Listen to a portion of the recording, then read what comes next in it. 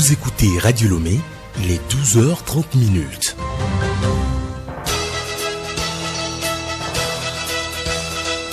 Le journal Hélène Assabi. Bonjour à tous. Au sommaire de ce journal, renforcer la gouvernance économique et améliorer l'environnement des affaires au Togo. Une revue nationale de la performance des réformes sur la période du second semestre de l'année 2019 se tient depuis ce matin à Lomé. Du nouveau à l'école supérieure d'administration et de gestion Notre-Dame de l'église ESAG NDE, une formation d'expertise comptable et financière à l'endroit des professionnels comptables et des titulaires de Bac plus 5 en finance et comptabilité a été lancée hier à Lomé. Situation toujours tendue au Mali, la réunion de la CEDEAO annoncée pour demain a été reportée. Les discussions entre les représentants des pays ouest-africains et la junte au pouvoir depuis une semaine à Bamako n'ont pour l'instant rien donné. Le principal point de désaccord porte sur la durée de la transition. Et puis sport, l'Olympique de Marseille risque un nouveau report de son match face à Brest pour le compte de la deuxième journée de la Ligue 1. 3 nouveaux cas de coronavirus ont été annoncés.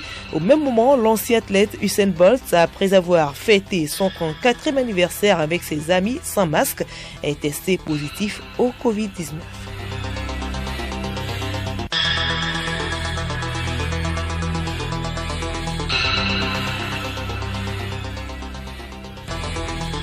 radiolomé.tg. Mesdames et messieurs, une fois encore, bonjour. Le chef de l'État, Faure Gnassingbé, continue d'apporter son soutien aux victimes des catastrophes naturelles. Celles de la région des Savanes en ont également bénéficié hier à travers le ministère de l'Action sociale. Des précisions avec Blipo Bolja de la Top 5KC.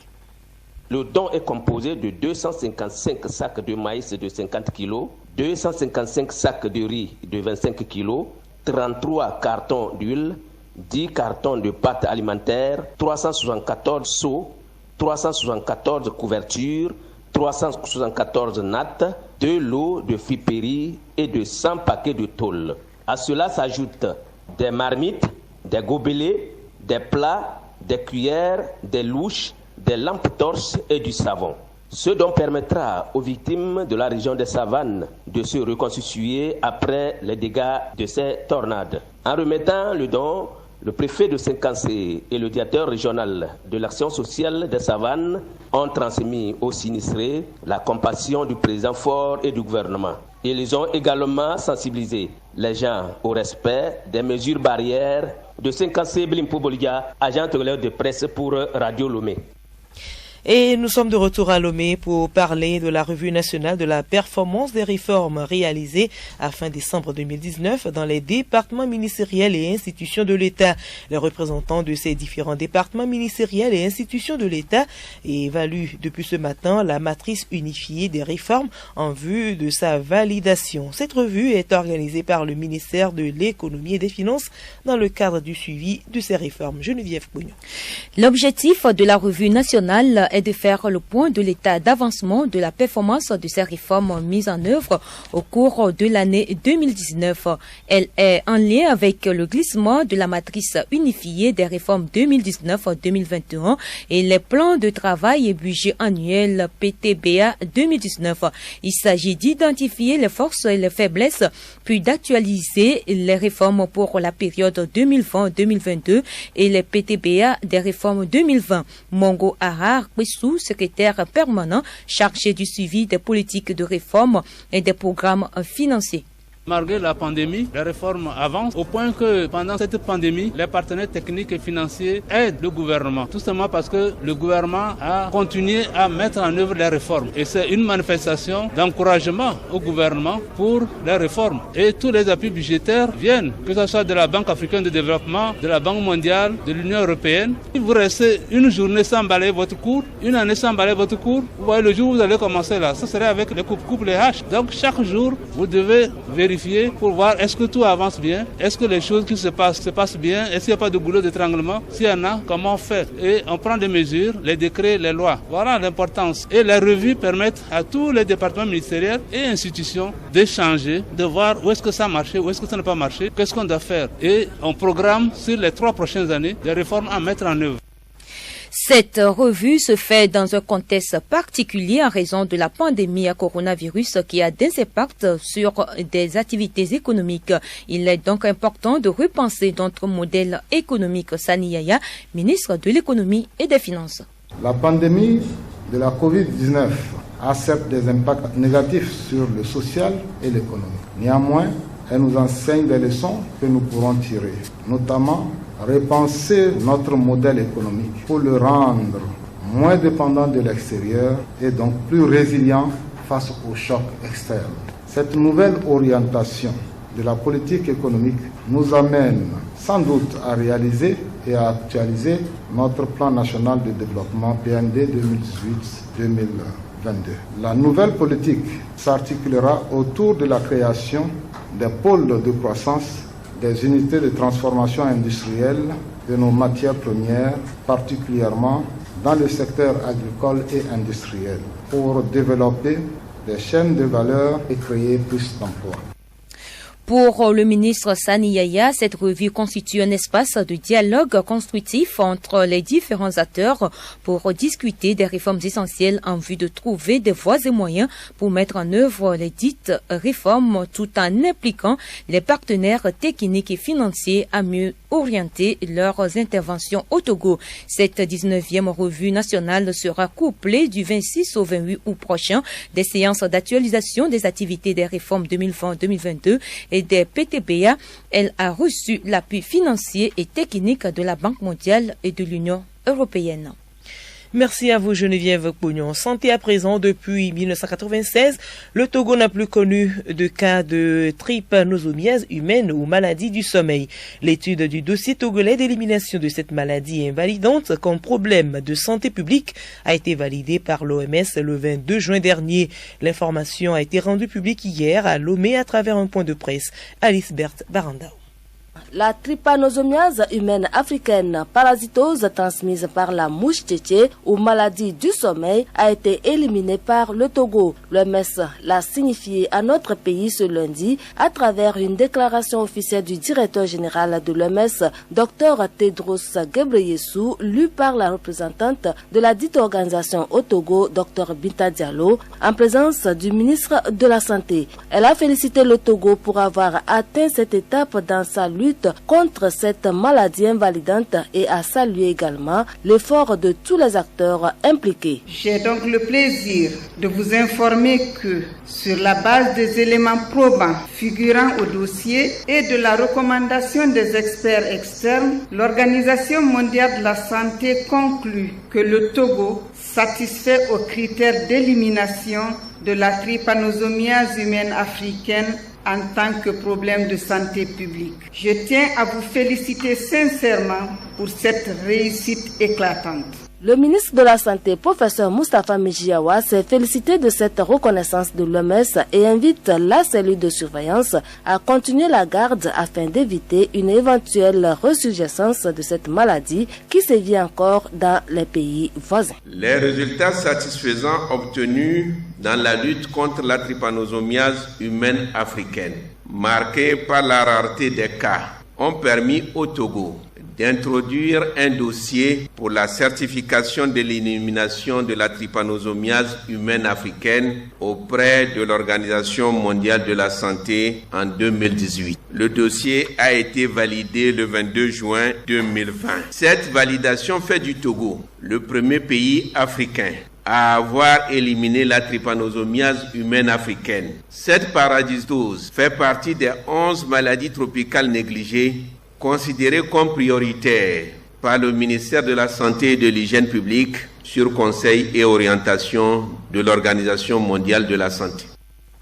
Et justement, dans le cadre du suivi de l'évolution de la pandémie du Covid-19, conformément aux recommandations de la coordination de la gestion de la riposte contre le coronavirus et du comité scientifique mis en place par son Excellence, Monsieur le Président de la République, Faure Essos-Blagna-Singbe, pour lutter contre cette pandémie, il a été noté depuis quelques semaines une progression préoccupante des cas de nouvelles infections au coronavirus sur l'ensemble du territoire national et particulièrement dans les localités sociétés suivantes, Sokodé, Tchamba et Adjengré.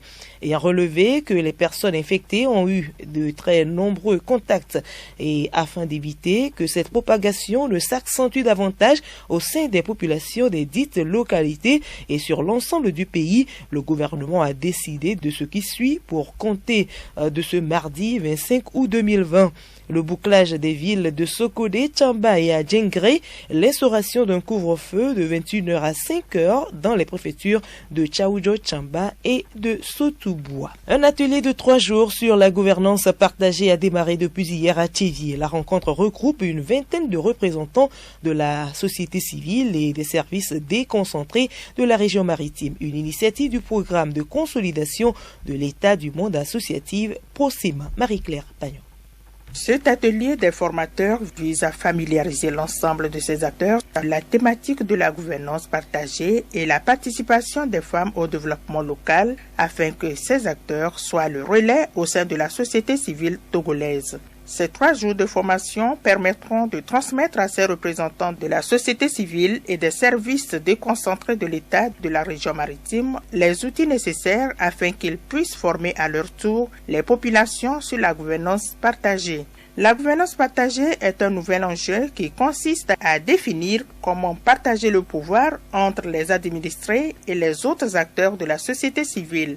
Quels sont les rôles que chaque acteur doit jouer et comment participer au développement de sa commune ou de sa localité en tenant compte du principe de redevabilité.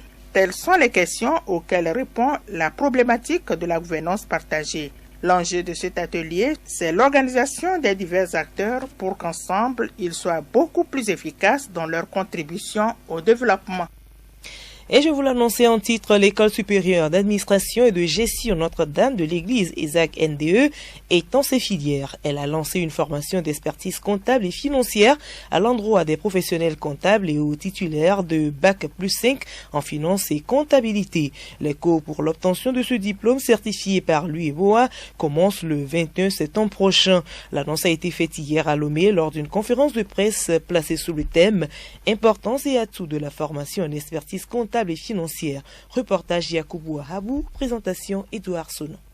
Cette conférence vise à faire connaître le rôle et l'importance des experts comptables dans la vie des sociétés, encourager les étudiants et les parents à orienter les enfants vers ces filières. Dit Dr Yao, président de l'Ordre national des experts comptables et comptables agrégés, conférencier. Cette formation, c'est une formation de qualité et de haut niveau. Quand on parle d'expert comptable, c'est un professionnel qui peut apporter beaucoup de choses dans la vie d'une entreprise, d'une institution, d'une organisation. Et quelqu'un qui fait cette formation a la chance d'avoir du travail, de créer son propre cabinet et de vivre sur ce qu'il a créé. Pendant longtemps, les jeunes fuient cette formation, soi-disant c'est trop difficile, mais aujourd'hui, nous constatons que c'est une opportunité pour avoir du travail. Et donc, c'est quelque chose à encourager. Alors, pour devenir expert comptable, il faudra faire une formation. D'abord, commencer avec un niveau Bac plus 4 qui vous permet de faire une formation d'une année. Et à l'issue de cette formation, vous passez le diplôme qui est un diplôme régional. Cette formation aux professionnels qui s'ouvre la rentrée prochaine est une suite du cursus Bac plus 3 et Bac plus 5. Sœur à Sylvain Louise de Jésus, directrice générale de ESAG NDE. Le début même de la formation en expertise comptable, c'est le DECOGEF. Le DECOGEF commence après le bac. 3 ans de formation. Après les 3 ans de formation, c'est la nouvelle réforme. Ils vont faire 2 ans de formation. Il y aura pour nom le DESCOGEF. Et ce n'est qu'après le DESCOGEF, il y aura le stage en entreprise ou bien au cabinet pour passer l'examen du DECOFI. Mais l'ancien cursus, c'est le DESCOGEF. Donc après une maîtrise en comptabilité ou bien un master en comptabilité, tu postules pour la formation en DESCOGEF pour 1 année. C'est ce que nous allons faire à la rentrée de septembre. Mais en 2021-2022, nous allons commencer avec la nouvelle réforme. Donc nos petits frères qui auront leur bac D, le G2. La formation dure 12 mois, suivie de 3 ans de stage dans un cabinet d'expertise comptable. Et puis, dernière information, page nationale, 10 mois après leur déploiement dans la région de Mopti, les casques bleus togolais ont été distingués pour leur travail en faveur de la paix au Mali. La cérémonie s'est déroulée le 15 août dernier dans l'enceinte du camp de la MINUSMA. Le général de brigade, Sadou Maïga, a remis la médaille des Nations Unies aux 850 casques bleus togolais déployés dans cette région. Arrivés en novembre 2019, les casques bleus togolais ont eu à effectuer plus de 1000 patrouilles dans des zones à risque. Cette 7e bataillon togolais compte plusieurs femmes, dont le sergent Dambro Nouponisson. Mère d'un enfant de 15 ans, elle manipule la mitrailleuse lourde de 12,7 mm depuis 2009. Le journal Hélène Assabi. À l'étranger, crise politique au Mali, la réunion de la CEDEAO sur la crise annoncée pour 2 mai a été reportée. Pas d'explication pour l'instant sur les raisons de ce report. Les discussions entre les représentants des pays ouest-africains et la junte au pouvoir depuis une semaine à Bamako n'ont pour l'instant rien donné. Mathias Bigbini. Le principal point de désaccord entre la junte et la médiation de la CEDEAO porte sur la durée de la transition. Dans un premier temps, la junte, comme base de discussion, a proposé 3 ans et hier, elle a proposé 2 ans de transition. La médiation, de son côté, selon le ministre nigérien des Affaires étrangères qui a été très actif dans les négociations, souhaite entre 7 et 12 mois. Cependant, la CEDEAO ne repart pas totalement bredouille. Elle accepte de tourner la page du président Ibrahim Boubacar Keïta qui a affirmé ne plus être intéressé par le pouvoir. Il n'est donc pas question de le réinstaller au pouvoir. Il va être en principe bientôt libéré. La junte en a parlé. Elle a également demandé la levée des sanctions contre le Mali.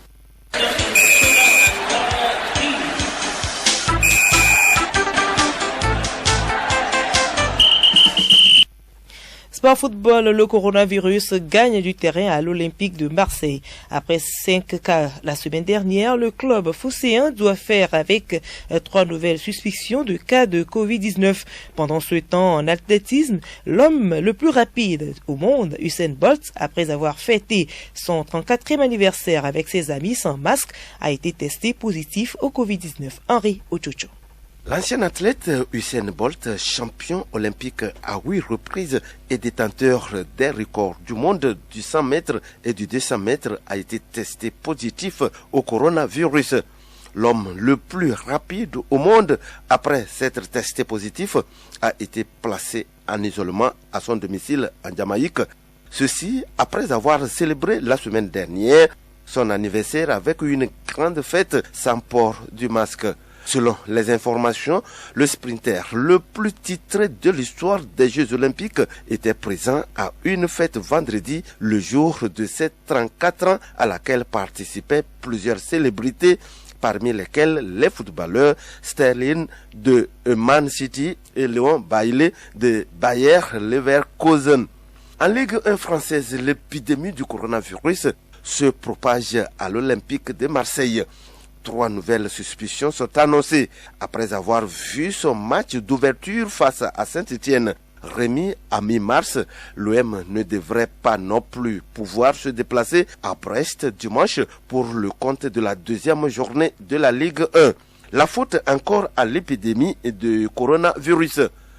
Le FC Barcelone veut réduire sa masse salariale de 100 millions d'euros et la révolution est en marche. Ronald Koeman, nouvel entraîneur du club, a d'ores et déjà pris des décisions et le club travaille pour libérer les joueurs sur lesquels le technicien ne s'appuiera pas. Il s'agit notamment de Luis Suarez, Arturo Vidal, Ivan Rakitic ou encore Samuel Umtiti qui vont devoir trouver un nouveau point de chute s'ils veulent du temps de jeu pour la saison prochaine. Dossier Mercato à présent, Manchester City s'active pour Léo Messi, alors que l'avenir de l'Argentin au FC Barcelone est toujours flou. Le club anglais étudie la faisabilité d'un transfert de l'attaquant barcelonais. Avant d'engager d'éventuelles discussions avec le Barça, les Citizens souhaitent savoir si une telle opération est possible tout en respectant les contraintes du fair play financier. Luis Suarez, lui, est dans le viseur du PSG. Poussé vers la sortie par le FC Barcelone, Luis Suarez intéresserait le Paris Saint-Germain. Le club de la capitale pourrait profiter de l'occasion pour recruter l'attaquant uruguayen sans payer d'indemnité de transfert. Le PSG fait également les yeux doux au Français Benjamin Pavard. En quête d'un latéral droit pour compenser le départ de Thomas Meunier, le club de la capitale apprécie le profil du défenseur du Bayern Munich, Benjamin Pavard. Moussa Dembélé fait partie des plans du Barça pour la prochaine saison. Arrivé au FC Barcelone il y a 3 ans, Dembélé n'a pas encore réussi à s'imposer. La faute à de nombreuses blessures qui ont éloigné l'ailier français des terrains durant de longs mois. Mais l'avenir du Français au Barça n'est pas menacé. Le président Josep Maria Bartomeu continue de croire en lui et ne souhaite pas le vendre. Sous contrat jusqu'en 2022, Dembélé aura donc une nouvelle chance de s'imposer.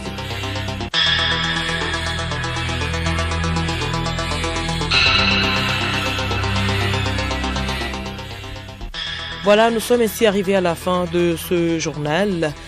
À présent, la rubrique sensibilisation coronavirus. En plus des mesures barrières qu'il faut rigoureusement respecter, les experts en santé nous conseillent la bonne cuisson de nos aliments afin de nous éviter des intoxications pouvant réduire notre système immunitaire et nous exposer facilement à la Covid-19. Alice Berthe Barandao nous en parle.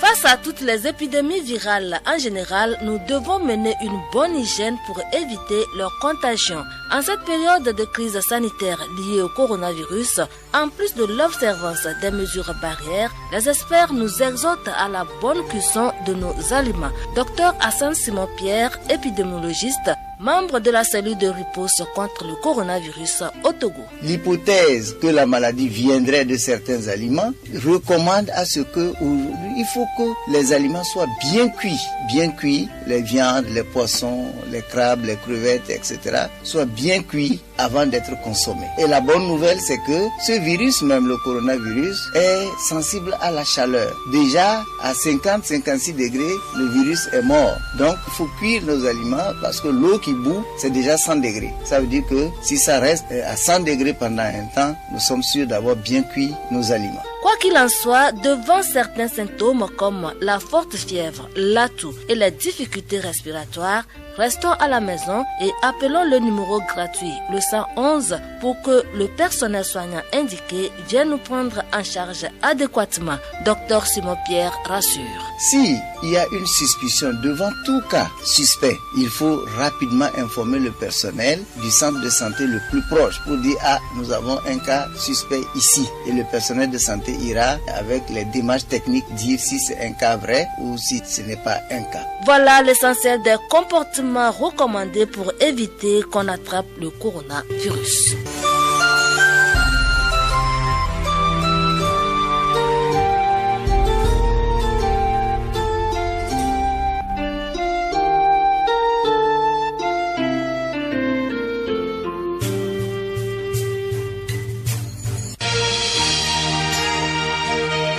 Radio Lomé, boîte postale 434, email radiolomé@radiolomé.tg.